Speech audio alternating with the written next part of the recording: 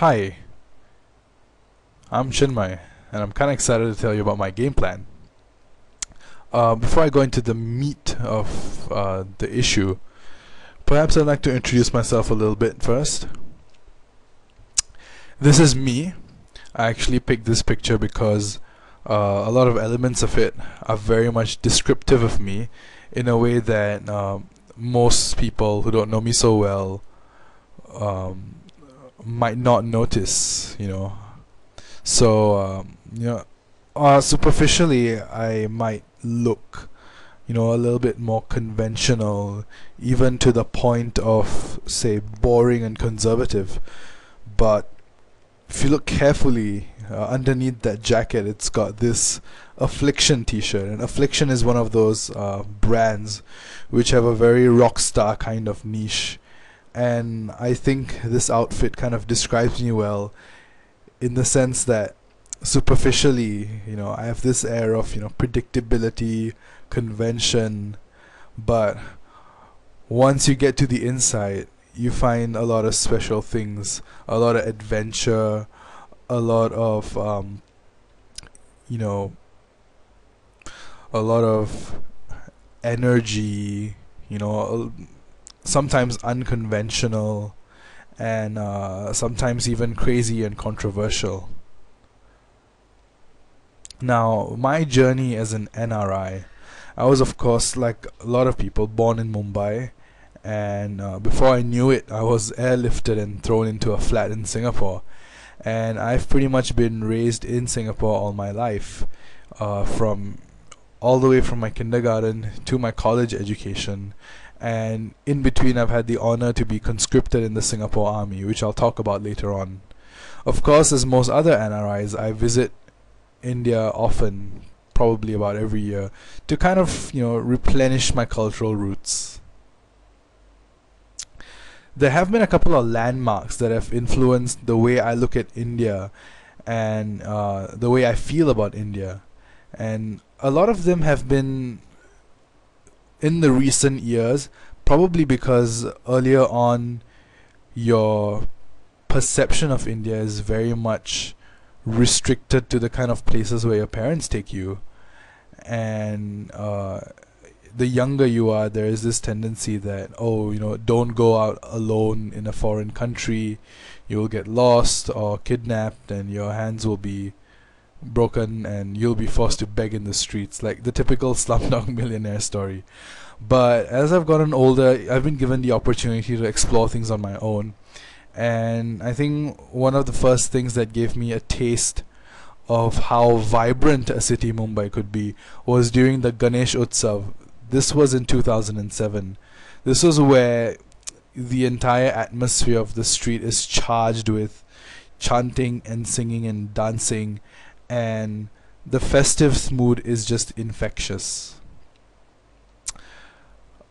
The other thing that has kind of, added a dimension to what India means to me is definitely the 2008 Mumbai attacks.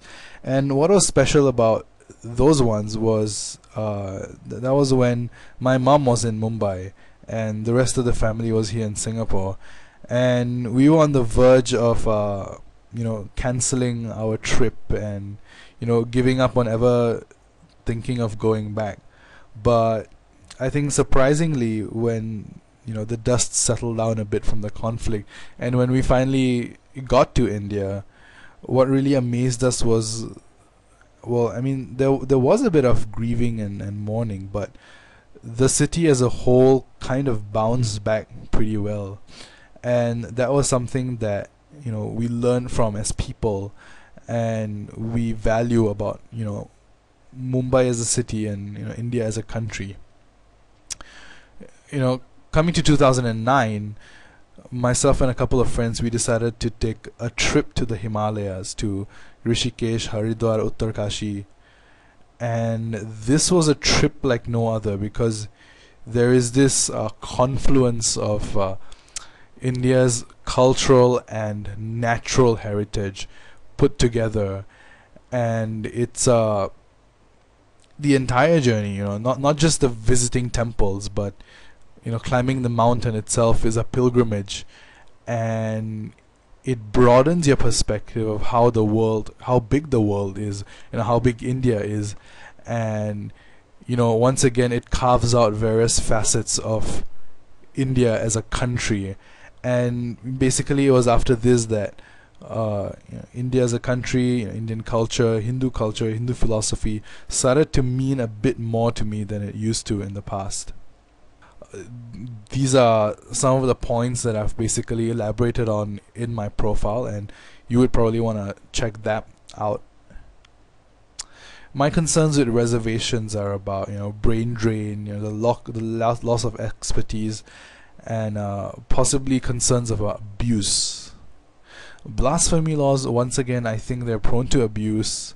They unnecessarily curtail free speech, and legal and political will that might have been applied elsewhere happens to be diverted to something that I believe is not as important as bigger issues like poverty and security and economics.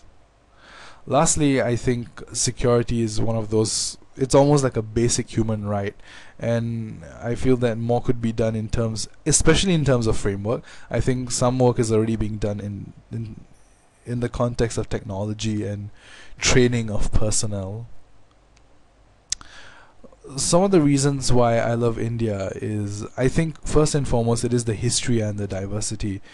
It is hard to find a place where the current culture includes all these different snapshots of India's past and all the various different influences, the Greek, the Iranian, the Arab, and I think it kind of melts together in this very eclectic whole that is very rare. I haven't really gotten to experience it in a lot of other places, and that's one thing I truly value about India. Apart from that, there is the music, and this is not the typical Bollywood tunes.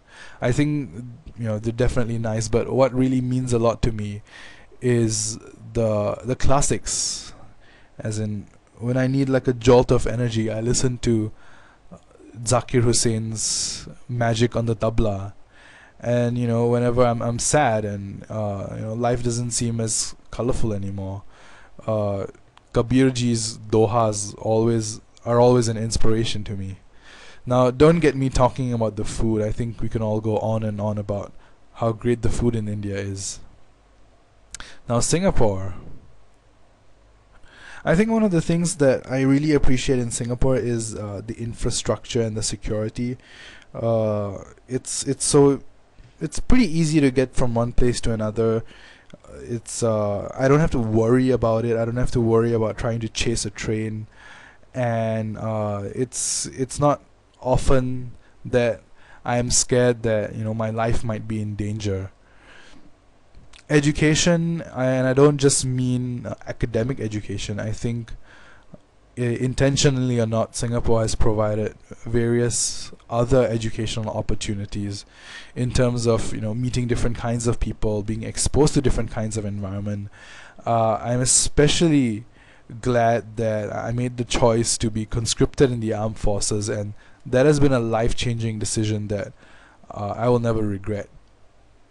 Now, lastly, this is something that isn't so familiar to outsiders, but the Singapore passport, which is red in color, is basically a gateway to the rest of the world.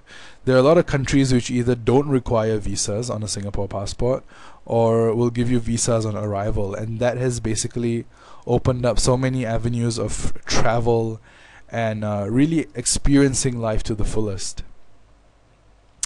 Now, if you aren't already convinced why you should vote to send me over to Delhi next year, perhaps you might want to consider the fact that I've been blessed to have the best of both worlds, the best of India and Singapore.